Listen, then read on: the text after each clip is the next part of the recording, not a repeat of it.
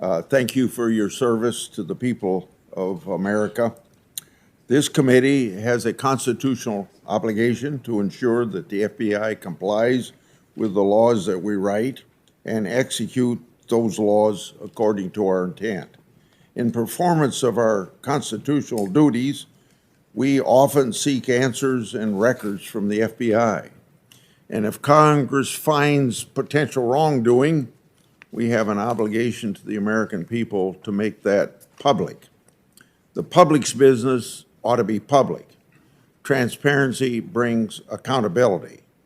Just last week, the Justice Department failed yet again to be transparent.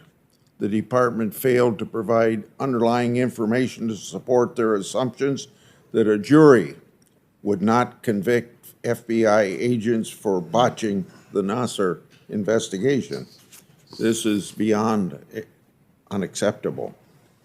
I've also asked the FBI about the steps it's taken to investigate Afghan evacuees that are considered significant security concerns. Senator Portman and Inhofe have done exactly the same thing.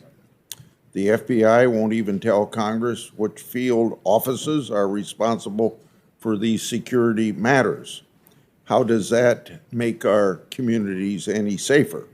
Furthermore, based on the killing of al-Qaeda's leader this week, it appears that terrorist groups are still using Afghanistan, as many of us, including you, Director Wray, have feared.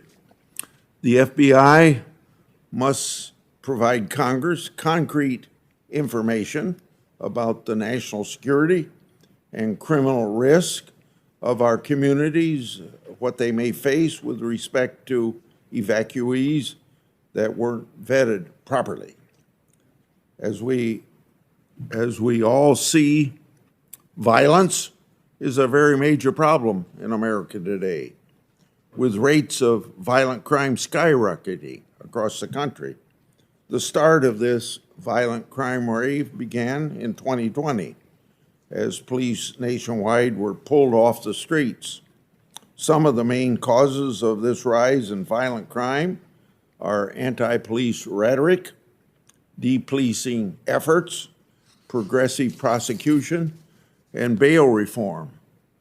This crisis in policing is happening at the same time the progressive prosecutors refuse to hold violent criminals accountable for their crimes. Witness after witness in this committee has told us that bail reform movement helps to release violent criminals who are arrested so that they can go commit more crimes. Congress must treat violent crime as a top priority. So last week, I introduced a bill entitled Combating Violent and Dangerous Crime Act. The bill contains common sense proposals to reduce the spike in violent crime in the nation, proposals that would expand federal prosecution options for offenses like murder, carjacking, bank robbery, and assault of police officers. The Justice Department and the FBI must also make violent crime a top priority. However, instead of doing so, it seems like the Biden Justice Department, the FBI, have focused on intimidating parents who are concerned about how schools treat their children. For example, it's been reported that the FBI has labeled parents with threat tags to track and investigate them. Contributing to the crime wave, this administration's failure to manage the border has been a drug trafficker's dream. What is the result? Well, in 2021, we had over 100,000 drug overdoses. Fentanyl crossing that border is about 70% of that 100,000.